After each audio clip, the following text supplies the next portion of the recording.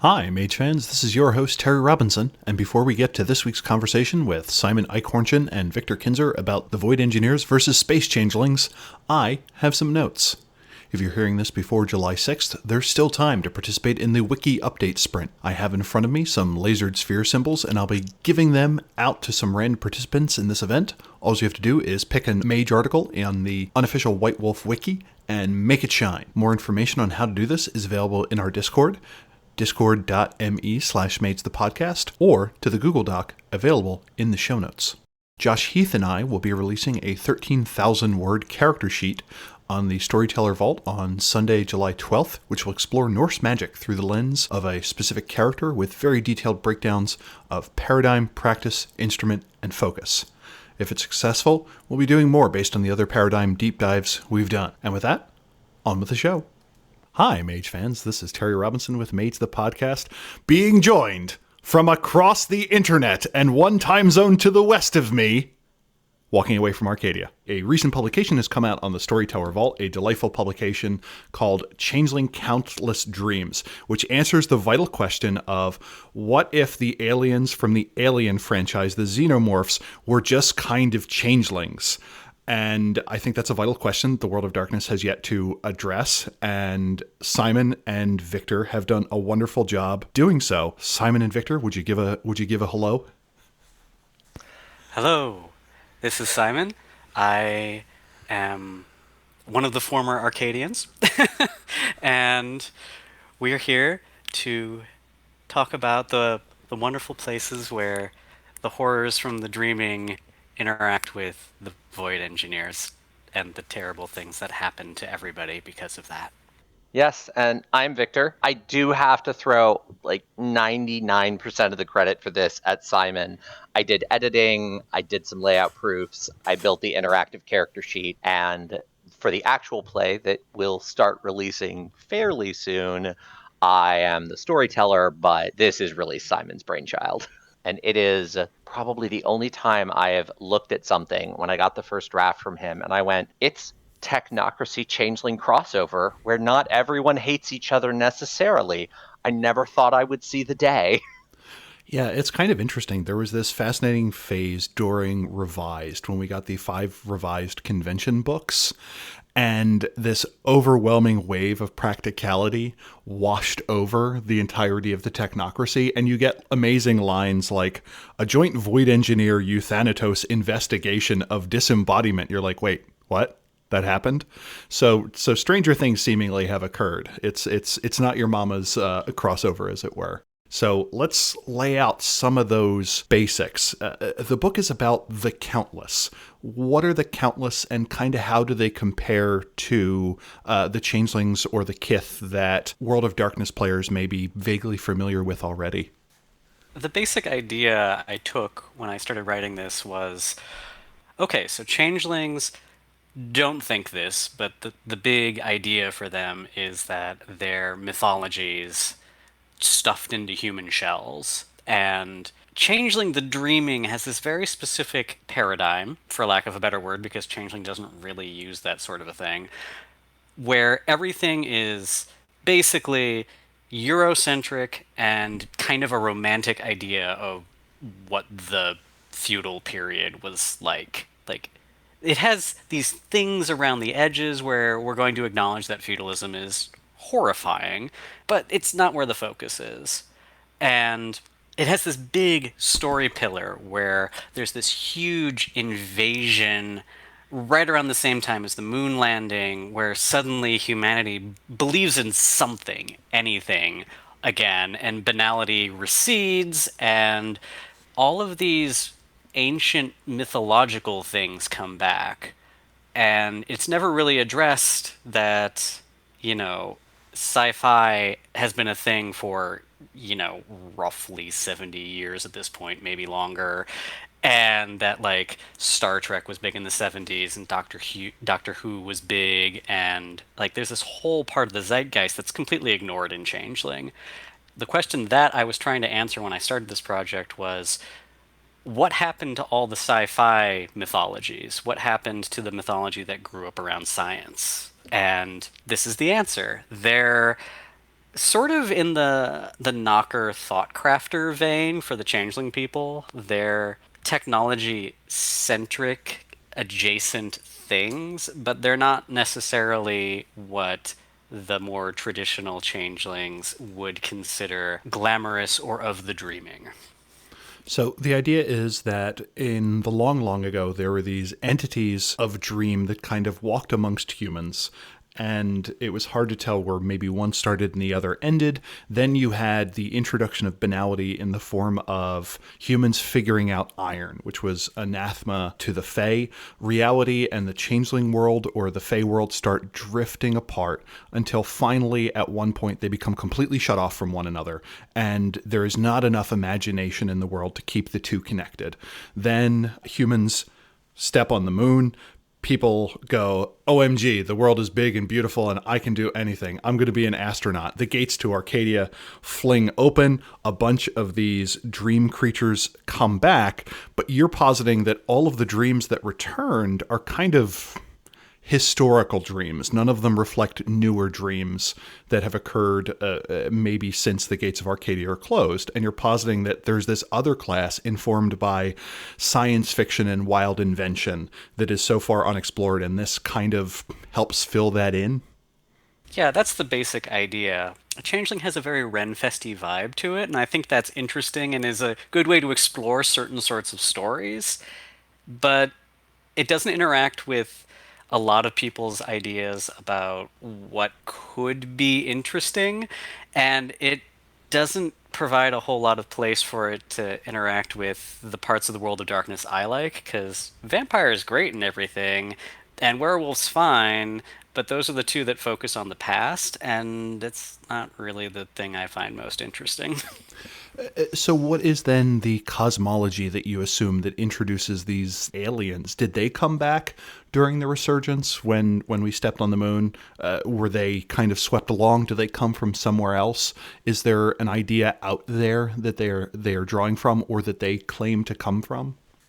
So the creation myth I made for them, and I tried to be careful that this was the creation myth that these countless tell themselves, not necessarily the creation myth that all of the sci-fi changeling-esque things would use, is that they've been here the whole time, and that story those other changelings tell about how there was a spirit world and there was a material world and they were the same thing at one time is just weird nonsense. Like, the Countless came here back when the solar system was just a newborn thing, and there was a protoplanetary disk, and then the planets started to form, and they were there for all of that.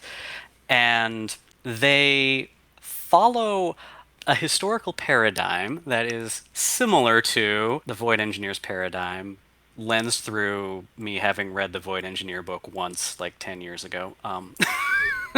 So it's not a one-to-one relationship, but their version of the shattering, the thing that ruined their utopia, was the moon landing, when humanity broke into subspace and started formatting space, various versions of space, and flooding it with what changelings would call banality, what the Countless would call anthropic radiation, that makes subspace very antithetical to the Countless.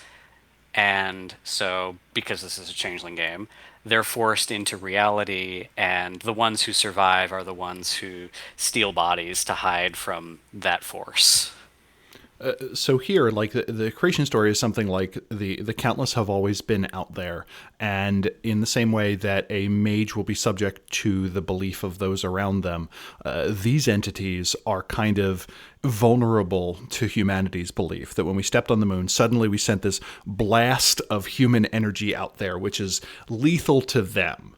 And that they now need to come up with a way of surviving. And they've undergone their own kind of version of the changeling way, where they find a way to put on a human mask or cut down on their power or essence to interact with humans. Is that a kind of a reasonable encapsulation of that? Yeah, that's like the 10,000 foot view that you would like give somebody. You're like, hey, I want to play a Countless game, or I want to run a Countless game. Here's what you're going to be. One thing that I really liked when I was going through and reading Countless is in normal Changeling, the Changeling way is left very intentionally ambiguous. But one of the things that Simon did is he created a whole class of Countless called Chirurgeons who do the joining. They're responsible for the art of taking Countless in their holographic form. They exist as part of a holographic layer of reality on top of reality. Think the whole black hole, all of reality is holographic, not just light. It's the equivalent to chimerical reality. But they take that entity and they bind it with a human, and that's an ongoing thing that someone has to get involved with to do. And I just felt like that creates a lot of interesting stories and would really present a fantastic villain for the Void Engineers, as opposed to changelings who are just reincarnating, or this elf who just steals a body. This is a thing that has artifacts of Void Engineer paradigm that I feel like you could really sink your teeth into. So I like that is still very ongoing. When you say it's an ongoing thing, do you mean, is that ongoing as in throughout a Countless's life, or after the Countless undergoes some sort of death and reforms? What does ongoing mean there?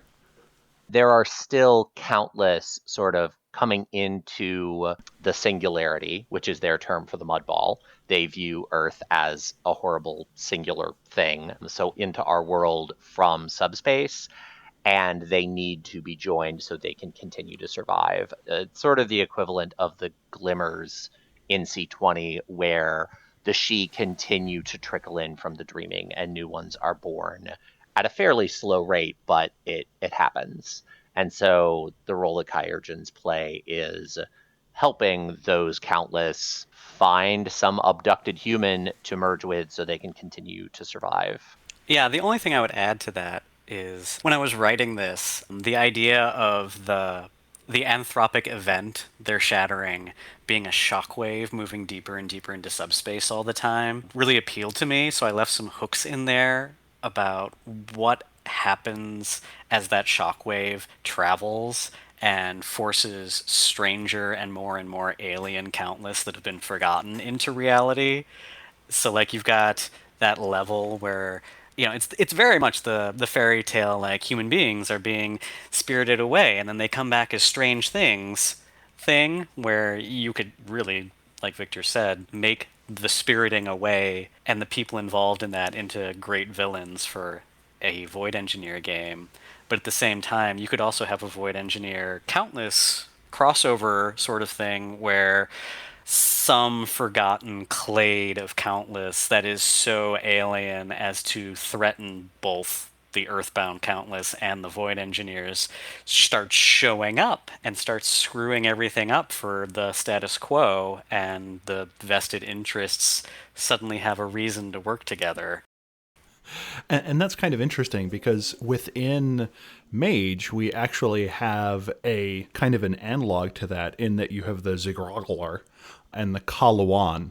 And the Zigrogler have actually teamed up with the Void Engineers on occasion to deal with the Kalawan. The Zigrogler are this weird four-dimensional reptilian ivory-coated pulsing blob species that can extract avatars and harness its energy. And the Kalawan have been visiting Earth from we're not entirely sure where, since the first nuclear devices set off our presence to them. They some people think they're the psychopomps, some people think they're an umbral spirit, other people think they're genuinely aliens, but they're always materialized and they have super advanced technology. But there is precedent for the Void Engineers and the Zigrogler to team up to deal with the Kaluan to prevent them from doing whatever it is they're doing. So like there is precedence for teaming up with aliens. Are the Countless actually aliens? Is that even a reasonable question to ask? I don't know the answer to that question, honestly. The backstory I wrote for them, their own rationalization for their existence on Earth, very much paints them as space horror alien things. But there's that whole theme in Changeling where there's the story we tell ourselves about our history, and then there's the thing that actually happened, and between those two things are the mists, and we may never know the truth. People have written various things that play with that idea to various levels of success, and different readers find those kinds of stories satisfying or unsatisfying, based on their own preferences. So I tried to leave that there, but not engage with it much, because it's not actually one of the things I think is Changeling's strength. Yeah, and Mage has the same thing in Sorcerer and Sorcerer Revised. We get the Star Council, which is this group that broke into an Area 51 hangar in 1969 and stole some Ultratech devices that some are technocratic and some are alien. And then you have the Thalhun, who worship the Hui Ja. That's how I decided to pronounce that. HUI:XA. Which are these purportedly godlike beings that were destroyed by a great plague, but they sent a messenger Kuvan here who made contact with the Mesopotamians, and they're currently being worshipped, and he's currently being worshipped by the Thalhun. And it's this weird case where whatever Kuvan is no longer retrievable, because Kuvan being invested in the energy of its worshippers have changed its form. So it's one of those things. It doesn't matter what it was, but what it is now is this weird other thing, and we're just not going to be able to answer that question. It seems like Changeling kind of has that same thing, where if there is an answer, we're not really in a position to provide it, and even if we did, the only thing it would do is possibly ruin your story, so why bother? Yeah, different Changeling source books have done the what is Arcadia thing, and they're not my favorites. I think I think my bias is pretty obvious. Yeah. That is a hard landing to stick, I'll say it that way. So storytellers have the option of running with these things as being actual aliens, and certainly when a void engineer encounters it, they may see it as such, that, oh man, we're in this sea of space and there are these other entities out there that have designs on Earth. Or you can take it from a more Changeling perspective, where this is just the emanations of our dreams of there being aliens or what have you. When writing through it, what are the types of these countless? Like, what forms do they take on, and what can they do? I tried to write different periods of Soul's history into the backstories of each of the clades, these creatures' kiths or splats. So each one represents a different period in the history of our solar system. And so you get the very first Countless who formed into a fluid-like space, either in the protoplanetary disk or on planets that have liquid matter. And as we're finding, there are more of those than we thought, even in our own solar system. And they are more of what I think of as alien. I may not have succeeded at conveying that idea, or maybe my idea isn't everybody else's idea, but the kites are more delicate, more strange in the face of reality. They're sort of tentacled space horrors from space in their true forms, but as changelings are, they're sort of confined to a human body at this point. So unless a void engineer has the capacity to scan the holographic or perceive it in some way, they're just going to get human being weird readings infestation, but their milieu revolves around fluids and changeability, and also difficulty understanding and really interacting with solids in the abstract, like whether that's actual, like this is solid matter, or concepts that don't want to change. Then the second group to really start existing are the ones that came into being when terrestrial planets started to form. You started to get more solid material. They sort of, at the same time that the kites are kind of my idea of what is the edge of what human beings can think of as life, this group, the silicates, are sort of that edge of inanimate matter that acts like life. Their whole backstory is that they're self-replicating matter that isn't organic. So in reality, once they've gone through the joining, they take the form of not exactly cyborgs, because cyborgs have a very human-like element to them because they started as living matter and then got technology applied to them. These are technology that got put into a human being, and you have this weird amalgam, what is human but also how do I even do that going on. I always imagined them when I was trying to write them as that part of me that looks at things and goes, wow, that's really terrible design, who came up with that? So when you say fluid, does that literally mean like liquid, or including like, for instance, the Jovian planets or the gas giants, in the same way that we kind of treat the hydrogen protoplanetary disk as a fluid? Yes. Okay, cool. So all the countless clades are broken into two groups, and the kites have one faction who are literally things that exist in what humans think of as fluids, so water mostly.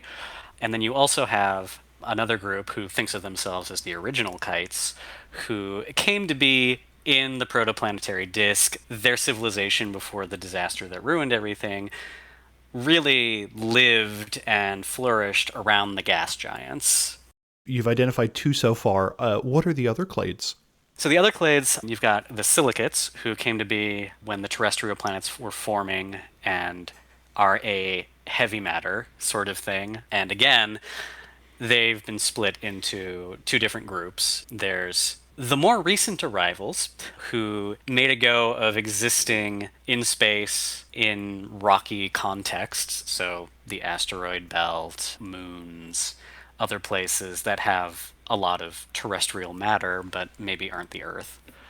And another group who came to what would become the Earth in their telling of history and disguised themselves deep in the Earth's mantle. And because of the Earth's anthropic presence, they became cut off from their cousins out in the black, and they developed their own culture around individuality much more than the spacefaring ones. And then the disaster happens. The disaster of the moon landing happens, and they're all forced to the surface world, where either, you're coming in from space or you're coming up from the deep places.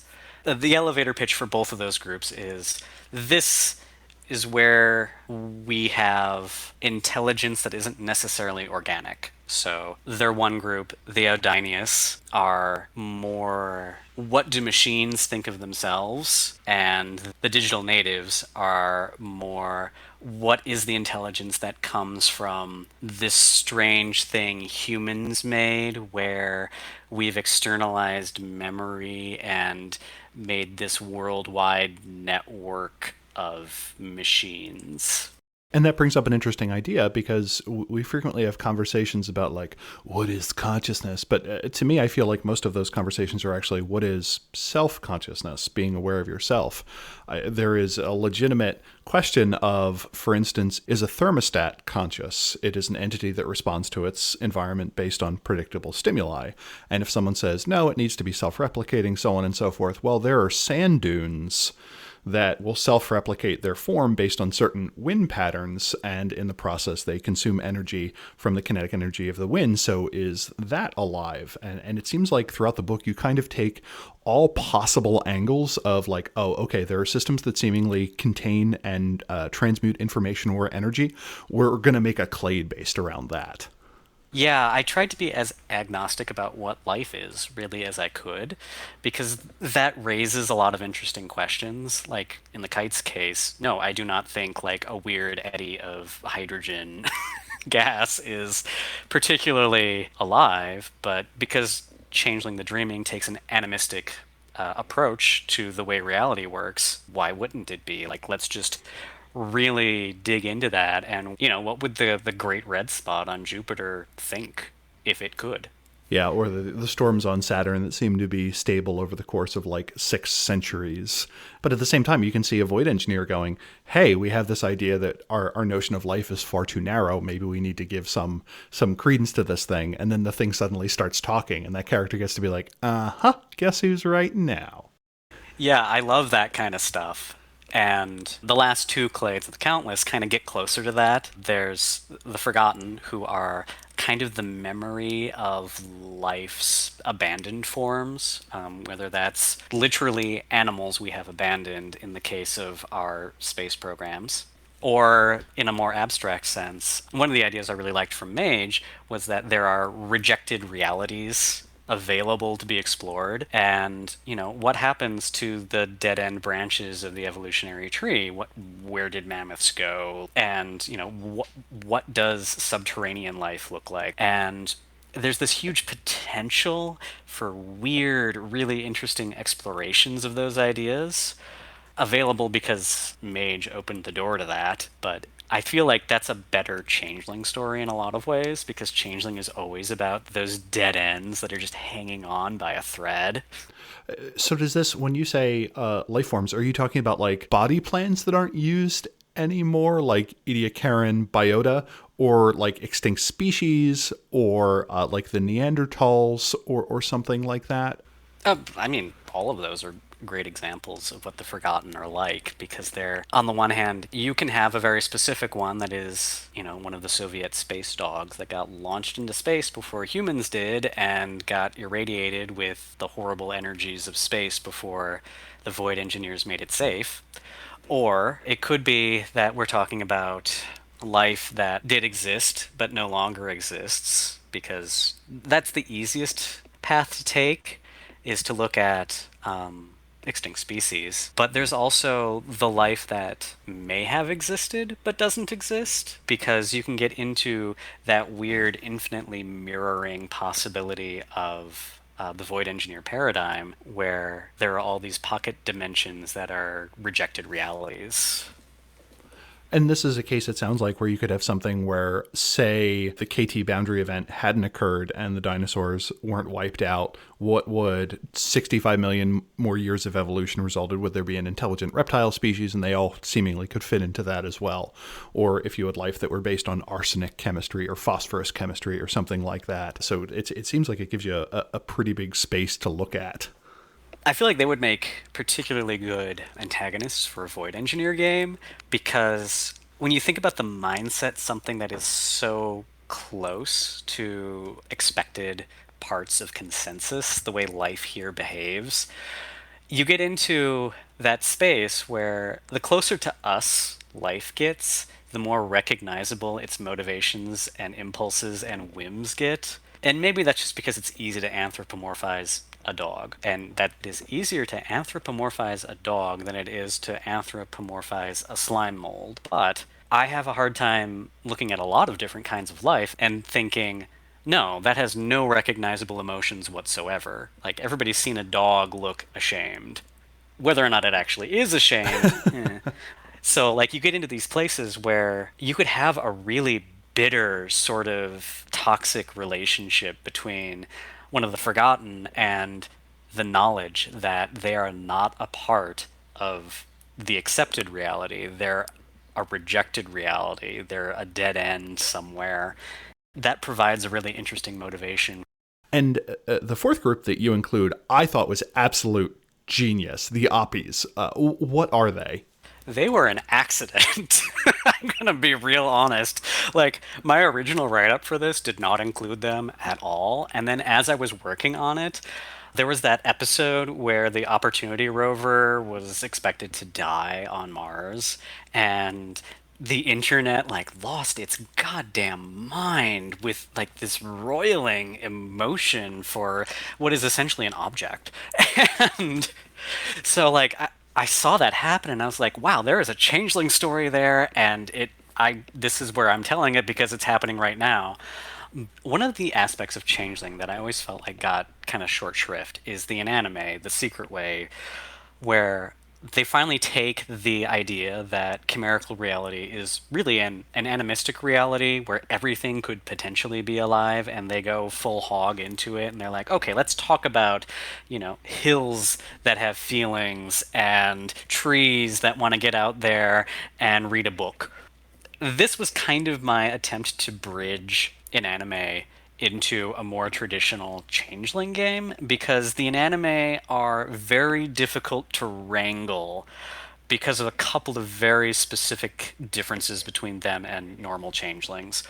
But the Oppies are sort of the children of both. They are born from an outpouring of emotion and imagination that gets aimed at the things we've, explored the universe with, whether that's Sputnik or Oppie or some of those really interesting drones and decoys that we've hidden cameras in so that we can observe animal life. And so you get these inanimate objects that potentially birth a dozen or so, maybe more, changelings that then end up on Earth because it's a World of Darkness game and everything starts on Earth.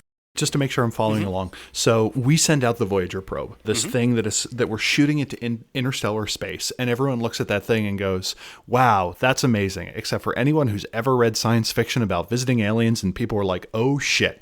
But anyway, everyone thinks about that object, and they project their hopes and their dreams for humanity's future on it. That object, that Voyager probe that is being shot into the interstellar medium, is now so invested with emotional energy that it kind of comes alive, or at least the idea of it has enough force behind it that this entity is birthed that can now interact with the world. Is that a way of putting it?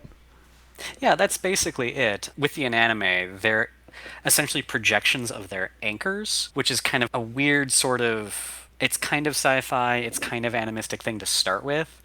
But with the Oppies, each one of them is an individual that has been projected, sort of a reflection of a dreamer or many dreamers' aggregate feelings about that thing, and then gets reflected back to Earth.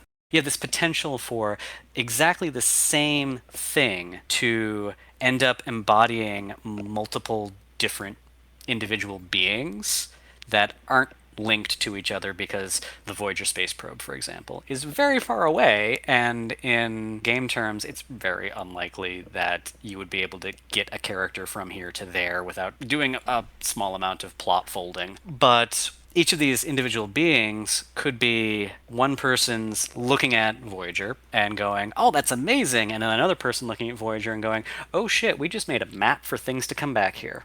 Yeah, and for those of you who are curious, the Voyager 1 probe as of February 2018 is roughly 141 AU, or 21.2 billion kilometers from Earth. 13.2 billion miles for those of you who use customary.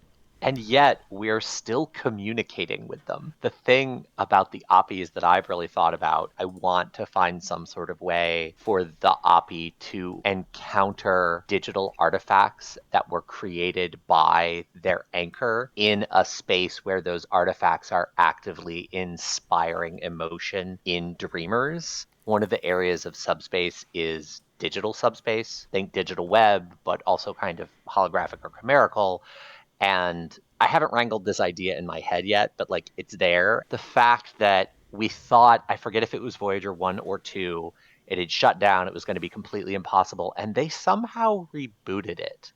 I read through the details and I couldn't even wrap my head around them, but it's that sort of thing, and it takes, I forget how long for a signal to go back and forth. It is quite a while, but we're still sending and receiving signals, and the digital web exists. And so what does that mean? I love the Oppies. One of my didn't write it, even though I was kind of doing the shotgun approach to it, topics that I really wanted to get to and I didn't, was the place where digital subspace and actual outer space subspace kind of coincide because of the deep space communication network. And what does that look like?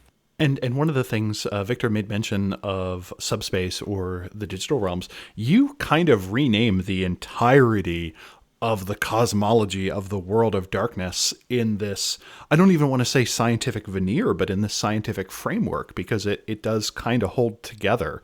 It's very reminiscent of what we see in the revised Void Engineer book, and you include the underworld, you include ensemble space, the high umbra as well. It pretty well hangs together. If you are a old World of Darkness power hound like me, the first thing you do is you find where like superpowers are listed in the book, and you see what the 5-dot examples of all of them are, so you can go, oh man, that's stupid. And that is the entire reason you buy a new book if you are me. So Changelings powers are normally broken down into like this arts and realms dichotomy, where you have, these are your abilities, and then this is what you can change to say how it affects the world. What do the powers of the Countless look like, and like, are there organizing principles to them?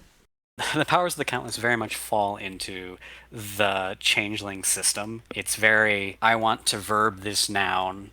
That's the easiest way to explain the way the arts and the realms work. Arts are always verbs, and realms are always nouns. And if you can conceive of what you want to do as a sentence, you can pick out which parts you need to do it. One of the things I always felt was underdeveloped in Changeling was that it does a really bad job of narratively explaining why that exists. With the Countless, one of the things I tried to do was to make their version of the realms, the theories, more central to their perception. All of the examples and all of the powers I wrote for what you could affect with whatever level of whatever realm theory is, it very much orbits around the idea of you start with the things that are most similar to you, and then your ability to affect things go further out from there. Because I am not a scientist. I am an English major. And one of the problems I have with high science, understanding it, is sometimes the things I understand from my experience as a human being do not apply even a little bit to, say, quantum physics, because quantum physics is, in some cases, very counterintuitive. Or, even a more commonly interacted with, but still kind of abstract thing like math. I get geometry because I can see how that applies.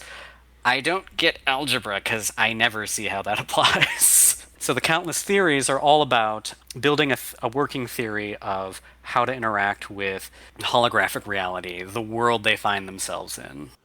And those basics, it looks like you have fermion sculpting and fields and sapiology and distance theories and so on. And I mean, even the names are pretty flavorful. Can you give a few examples of maybe powers that these aliens would have? Because one of the interesting things is, even if you're not interested in Changeling and you're a mage player and you want systems for an alien, if you've got this and you have access to the White Wolf Wiki or to C20, you can put together some really fleshed out aliens, even if you want to ignore the Changeling angle completely.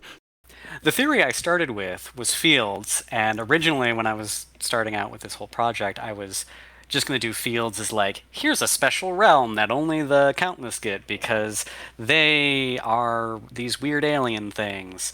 And as I was working with it, it sort of breaks the rules for the way changelings normally interact with supernatural stuff. But fields also interacts with other elements of superficial reality, the real world, because the entire understanding there is that reality emerges from interacting, oscillating fields, which science-y, but sci-fi science-y.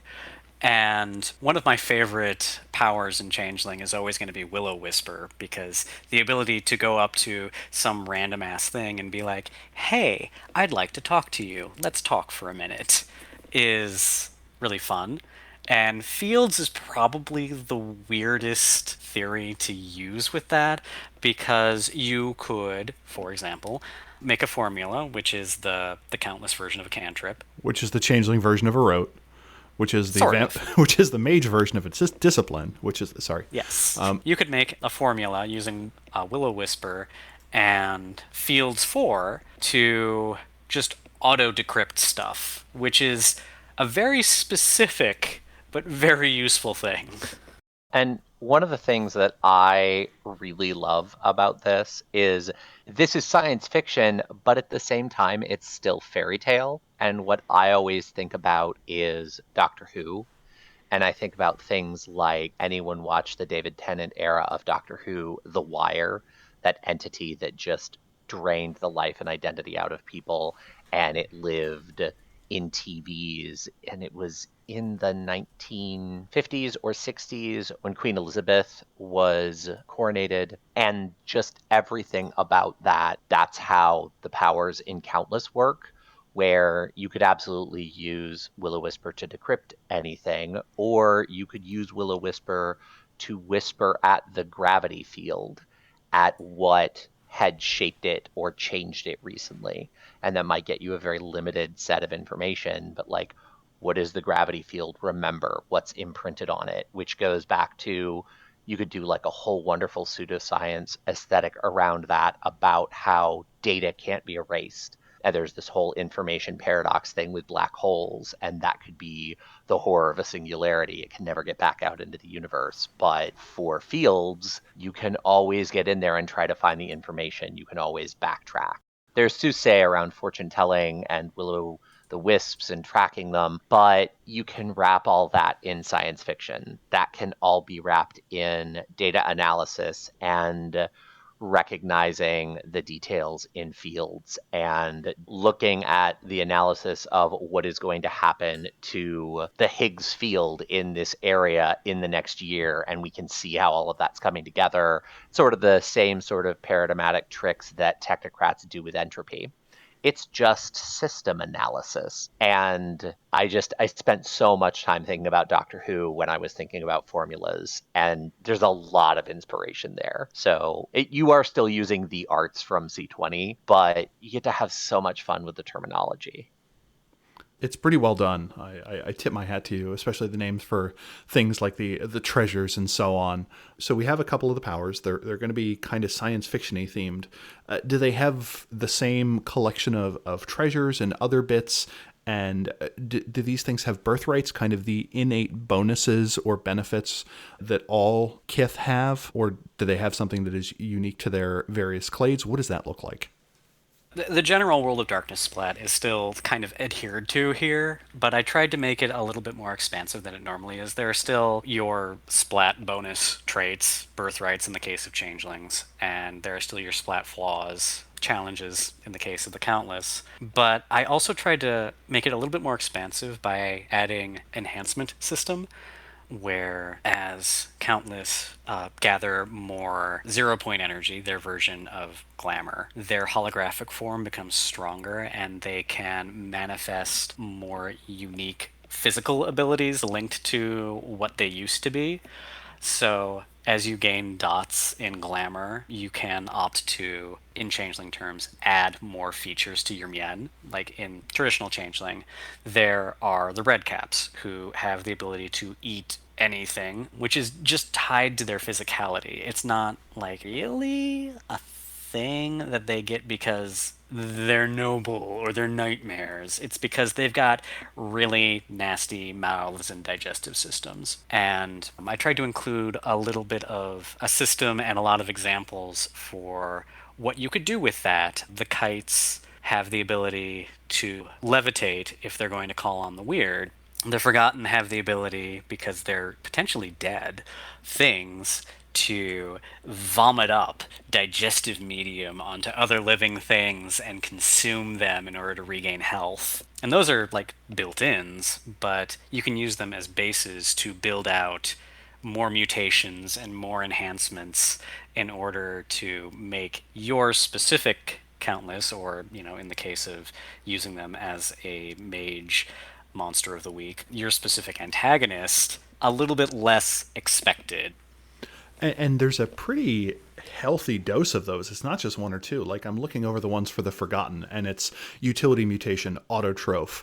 You are a member of a species of plants like an algae or other creature capable of producing their own energy. Once per chapter, you can recover all lost health levels by spending 24 hours in your xenomorph form with access to sunlight and water. And they're also paired with tells, these kind of things that say, hey, there's something a little kooky going on here. It's pretty fleshed out. It's not like you get like one or two. It's a page. When you were coming up with frailties, what does that look like?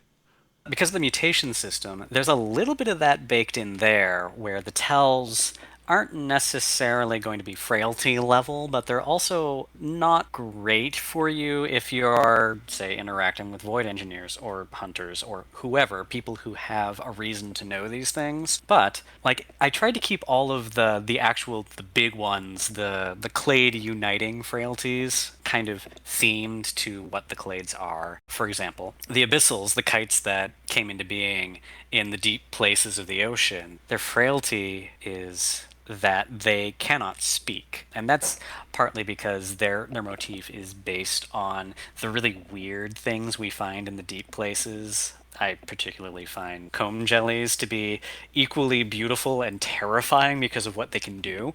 And they influence these guys a lot. They cannot produce sound. Their celestial cousins, the ones that existed in the void, they're very unaccustomed to living in a heavy environment like the one that exists on the Earth, where we have 1G gravity instead of microgravity or no gravity. Their frailty is kind of a double-edged sword because they treat microgravity as their native gravity, so they can move normally in that, but in heavier gravity, like on Earth, they're penalized. The sea combs or the comb jellies or the Tenefora are interesting in that I think they are the largest creatures that still use cilia, so they are weird to watch move. But if you've ever seen any of Ernst Haeckel's plates for them, they're quite pretty. Do they have a particularly weird way of eating? Are they like a throw your stomach out and then consume that way kind of species? You had made mention. No, they're incredibly destructive when they're introduced to new environments because they eat things that don't usually otherwise have predators, and they completely destroy the environment they move into. Okay. So we've talked a bunch about the creatures themselves. This is Changeling, and it wouldn't be Changeling without the possibility for crushing amounts of politics. Have these organized themselves into organizations or anything like that? Is there a political entity that a mage or another Changeling could run into to kind of see what the inner workings of one of the clades are? So yeah, it's a World of Darkness game, and politics is kind of the thing in World of Darkness for the most part. And because I centered the Chirurgeons so much, they're sort of the place that the whole political structure organizes itself around, because there are just really intense resource demands on the processes that take, for example, a crystalline entity and stick it into a human being, and also provide the interfaces so that it actually functions. Because, if you took a motherboard and stuck it in a human being, it wouldn't work. But you would have to create all of this wetware from the other direction for the body and the being that has been implanted to operate. So their society has organized itself around two different principles of how to interact with the world they find themselves in today. And I tried to make sure neither one of them was actually like objectively good or evil. They both have kind of gross aspects to both of them because they're space aliens who are stealing bodies. But the Symbiosis Collective, in a nutshell, wants to make consensus reality a little bit more like subspace and make subspace a little bit more like consensus reality, so that in a way the teeth come off of both of those things. So humanity sees that subspace is predictable and it isn't really a threat, so they have no reason to blast it with anthropic radiation ever again. And at the same time, they're the faction that wants to genetically engineer humans so they can't generate anthropic radiation ever again. And then on the other hand, you have the Prophets of Harmony, who are a kind of a techno-religious organization who want the Countless to go back to where they belong in subspace and go back to the way things were, because it was a halcyon era, and their opinions about what should be done to the surface world are varied, but it's never the focus for them. They just want to go home, and they can't, because they're not what they were anymore.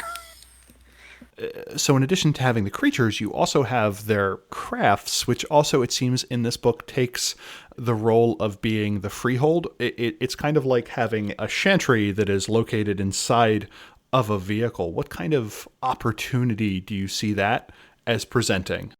I actually feel like the holding piece could be kind of cool for Mage because they're transportable. Like they're literally UFOs. You can fly them around and into subspace. And that could be like a Void engineer would flip out if they saw one of those in action. The Freehold hacks I worked into that system. I feel like they're one of the really interesting places for mage crossover because not only are they, sort of the vehicles for the Countless to get around in, they're also in a lot of ways their food sources. Because unlike changelings, they don't feed from human beings most of the time, and instead they operate by taking their energy from their environments, which in some ways interacts with most of the technocratic paradigms, depending on how you flavor it, because... Primal energy, I think, is the one that applies outside of economics, yeah. Because in the more concrete ones, the UFOs that interact with parts of subspace that Void engineers might recognize, for example, their harvesting technology is something that takes energy out of the physical world, whether that's particularly efficient solar collectors or going right up to the sun and sucking stuff out of it. You have this potential for someone to be very disturbed by what they see happening. And then, if you get into digital subspace, you have this whole really messy place where you could be gathering energy from people's personal data that happens to be on the internet. You could be gathering energy from Bitcoin transfers. And there's just so much opportunity there for the syndicate particularly to wonder where their fraction of a penny keeps going. Now, that's interesting because normally when I think of Glamour and Changeling, I think of it as something that is a finite resource that is bounded by humanity, that regular banality is kind of crushing it out. But if we're drawing from high technology and the frontier of technology is increasing, is the availability then of zero-point energy kind of their fuel expanding, or is there something that makes it hard for them to get it? This is a game where that resource is abundant with a catch, because the Countless have only been here for a little while, and they haven't really reckoned with the fact that they aren't really Countless anymore. They're joined Countless, they're Changelings.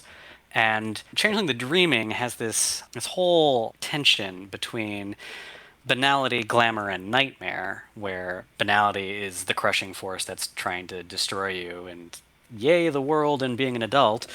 And glamour is your ability to hang on to that, except it's also your ability to direct it, because glamour is what lets you make any kind of an effect on the world with your powers. It has to have a little bit of banality in it, otherwise it's just an unleashing and it doesn't do what you want it to. And then there's Nightmare, which is, in the more recent versions of Changeling, has kind of metamorphosed from the weird amorphous thing it used to be into more of the primal essence of unmitigated potential. And I kind of mirrored that in Countless, except because the Changelings have been here forever. They've really reckoned with that as much as they're going to, so they have a healthier understanding of, like, this is the useful stuff, this is the stuff that can hurt me. The Countless, and especially the Prophets of Harmony, if they recklessly harvest energy without doing the resonance stripping necessary to get the nightmare out of it, they get that energy. They also poison themselves, and they become more and more alien and less able to function as individual singular beings.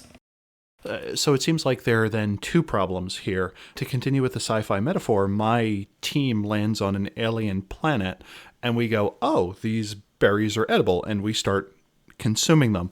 And something that normally eats those berries starts to notice and be like, where'd my berries go? And in this case, that seems like a good avenue for technocrats or technomancers to kind of notice their presence, that they are consuming this resource that is seemingly abundant, but that someone else was also depending on. And the flip side of that is, if I were to go to a new area and be like, I'm thirsty, and drink from a stream, that could potentially be hazardous if I didn't filter it first. They, in this case, are the explorers consuming resources that someone else may be depending on, or consuming resources when they haven't gone through the appropriate filtration process to make that ingestion sanitary, where things that have been around forever figured out that stuff a long time ago. Yeah, it's like that. It's one of the things I struggle with in Mage a lot, because I don't play Mage a lot, but when I do, I often struggle with this, where you just end up in that conundrum where it's like, yes, I could access infinite energy by tapping the sun directly. That seems unwise. Yeah. What could possibly And go wrong? what could possibly go wrong? And changelings often don't care about that. And it's kind of a reckless exploration kind of problem. Changelings are much more willing to drink directly from the fire hose compared to mages, seemingly. Depending on an individual mage's hubris, yes. Yeah. I am only somewhat familiar with Changeling, and Simon is somewhat familiar with Mage. Victor, as our translator, how do you see these two running into each other?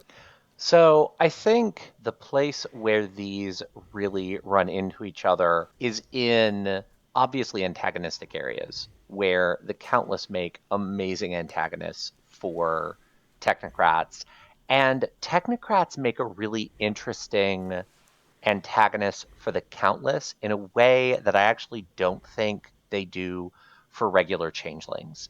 Because for regular Changelings, pulling out a Technocrat is basically just like rolling over your players. Like, here's a Technocrat, you lose.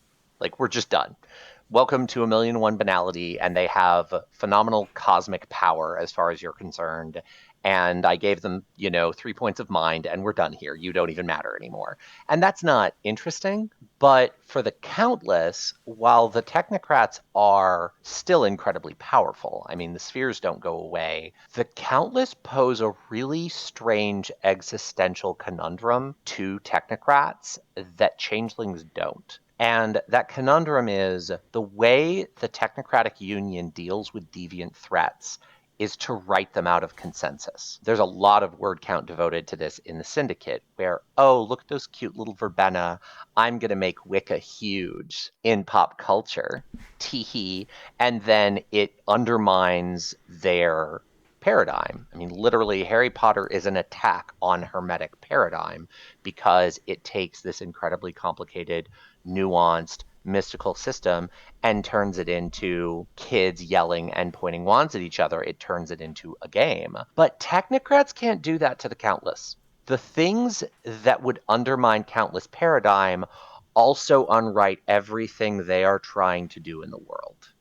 They can maybe try to clamp down and make their technical paradigm strict enough that it doesn't leave room for the Countless, but we've been down that road and that ended poorly. And so it kind of feeds into the how authoritarian can we allow ourselves to become again after we were cut off from control. If you go with that story, it's an existential problem.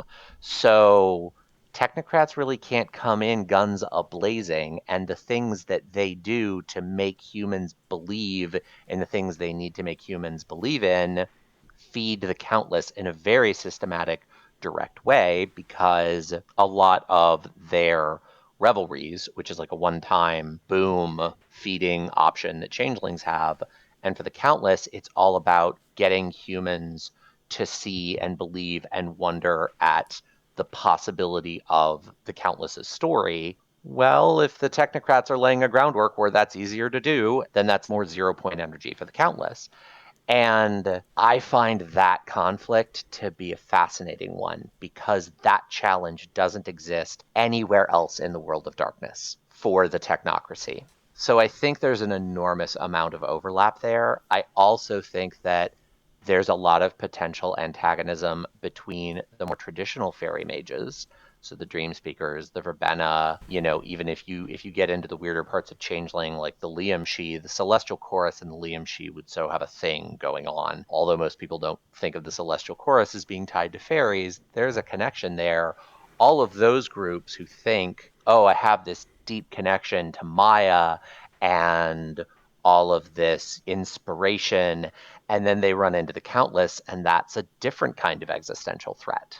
So I think there's a lot of really interesting intersection there, and then pushing through that for collaboration, because for Technocrats, this is suddenly a deviant who can work with their paradigm. Like, what does it mean that a Technocrat could do sphere magic, and if they put the work in to make it compatible with fairy magic with countless formula, they could do some of that collaborative synergistic stuff that certain houses of hermetics or dream speakers have been doing for years. That's kind of a terrifying thought, but like, is it worth compromising their principles to do it?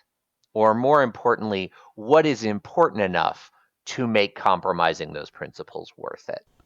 I think one of the interesting things you bring up is the whole idea of what paradigms, or more directly in mage terms, what mythic threads or hyper narratives can the technocrats effectively snuff out? And if a government agent comes to my door and says, there's no such thing as aliens, I have gone from someone who doesn't believe in aliens to someone who super believes in aliens. Because why would the government come to my door and say that there aren't aliens? The other thing I kind of like that you mentioned is that idea of this deviant that can work with their paradigm. And I really like the idea of the plot thread of, hey, we want to go home, and the Countless kind of trying to play the technocrats to be like, oh yeah, we're going to show you this better transdimensional rift device that will allow you to more effectively explore space. But what we're actually trying to do is open a gateway back home, which will probably kill everyone in this laboratory as it's flooded with methane gas, which is our natural habitat, or something like that. And I very much like the idea of an alien entity that can kind of play the technocracy. We don't really have that as an example, and I think that's a super interesting direction to take things.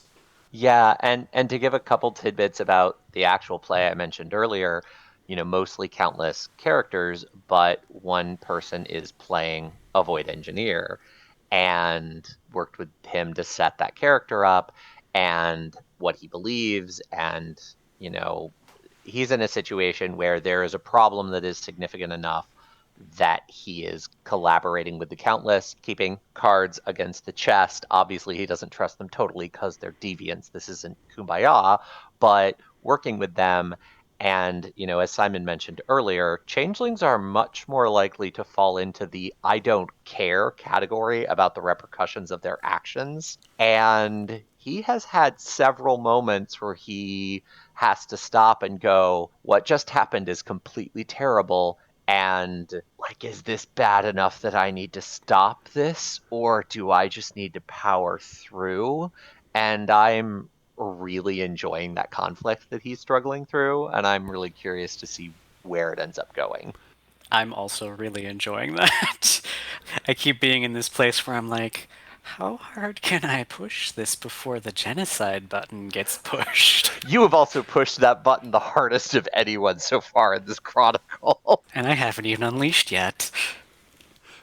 So you bring up the live play that you're doing. What's kind of the setup for that? So we're dumping this in the podcast feed for people who are like, oh, this sounds like an interesting idea, and I'd love to hear a live play about it. Where is that going to live, and kind of what does it look like?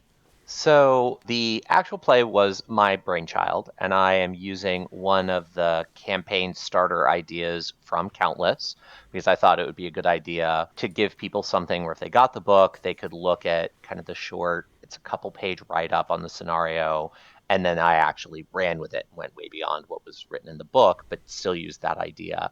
And for anyone who gets the book, the one that I ran with is the Hunter's Augment. And the rough idea behind Hunter's Augment is something weird is going on, and holographic entities are being attacked, and no one quite knows why or what's happening.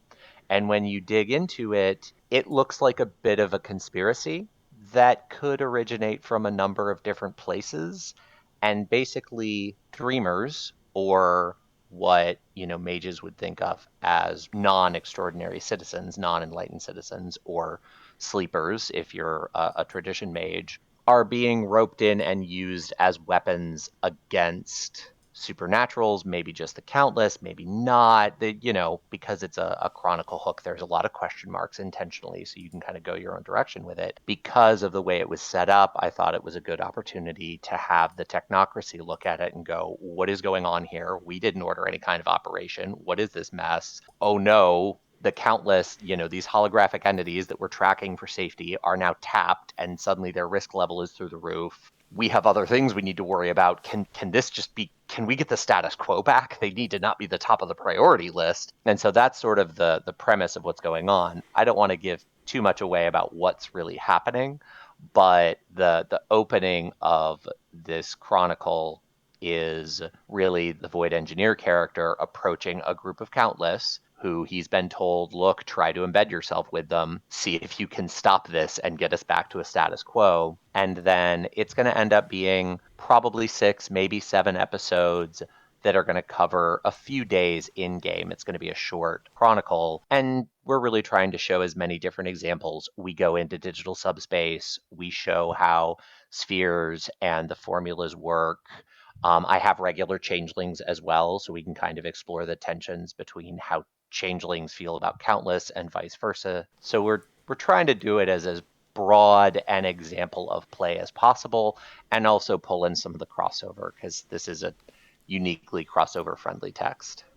Yep. And for those interested, this is available on the Storyteller's Vault. It is currently being sold for $19.99, which is perfectly reasonable for the fact that it is 168 pages. It includes original art. It is a custom template. It contains data screens and feed displays that look like iPhones the size of a 12-inch hoagie, which I was particularly fond of. The quotes peppered throughout this are alternating between illuminating and funny.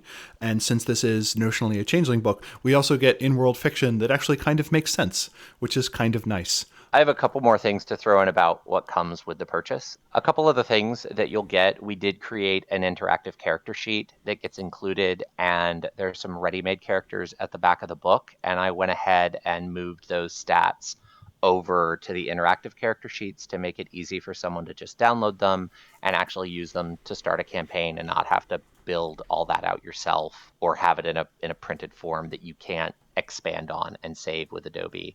So you'll get that, and you'll also get a package with all of the new glyphs that were created in case anybody wanted to use any of this for their own art or use any of it in other vault texts. We wanted to share some of those artifacts. So that's all included in that package. Nice. And if you use the link in the show notes, Mage the podcast gets like a nickel. And those nickels add up and really help us keep going. So thank you for that. Do you have any other projects that you're working on or any other creative works that you'd like our audience to know about? We do have a couple other Storyteller Vault texts that we are working on, but the next one that we're going to release is very Changeling centric. So it probably doesn't have a lot of Mage crossover. We have some other potential Mage crossover texts, but they're probably much farther out. So yeah, I would just say we have a whole walkthrough of the canon of Changeling coming for season 3 of Walking Away from Arcadia. I think we're going to start releasing that fairly soon. So if you're interested in that, as Changeling centric as it is, you could come over to walkingawayfromarcadia.podbean.com and start to listen to the crazy winding meta of Changeling. I pray for your souls. Yeah. And the series is just long enough that when I listen to all of it, by the time I'm done, I've forgotten most of the beginning and I can go back. So it's a lot of critical Changeling theory, and it's presented well. So if you have any interest whatsoever in the topics we have gone over today, by all means, listen to Walking Away from Arcadia. One day we will finally do a crossover episode that includes Werewolf Walking Away from Arcadia, Midnight Express, and 25 Years of Vampire the Masquerade to talk about like World of Darkness, Blood Dim Tides, and we can finally have Walking Away from 25 Years of Werewolf the Podcast Express, and I look forward to that eventually happening. No, it needs to be. I'll finally have to read that. it needs to be Porthos walking away from 25 years of. I've lost it. Yeah. Samuel Haidt. Samuel. Oh yes, walking away from Samuel Haidt. Yeah. The figure to affect all lines, and his ultimate demise as an ashtray. Victor and Simon, thank you so much. Thank you. Thank you. You've been listening to Mage the Podcast. You can subscribe to our show on Spotify, Anchor, TuneIn, iTunes, Google Play Podcasts, or the podcatcher of your choice. If you like us, please give us a review on a platform you're choosing and tell a friend. We We have a hopping Discord community at discord.me/magethepodcast, and you can also give us your thoughts and feedback over email at magethepodcast@gmail.com or over Twitter at magethepodcast. If you'd like to support us and get a cool chat color in Discord and whatever other benefits I decide to invent over time, go to magethepodcast.com and click on Become a Supporter of Mage the Podcast. This episode is made possible from the support of our executive producers, and they are Anders, Andrew, Brendan, Bryce Perry, Christopher P., Ira Grace, John Magnuson, Justin, Michael Parker, Richard Bat Brewster, and William. I'm sorry I didn't have time for anything funny to add to that. It was kind of a busy week. Also, a special thank you to the Olmec peoples for creating the large basalt heads creatively called the Olmec Colossal Heads, of which the smallest weighs in excess of 6 tons. Every time I think the world makes sense, I remember those honkin' domes and my sense of wonder recurs. And even as much as I appreciate the Olmec Colossal Heads, I appreciate our executive producers even more. For now. Also, go to magethepodcast.com for show notes and all our previous shows. Bye!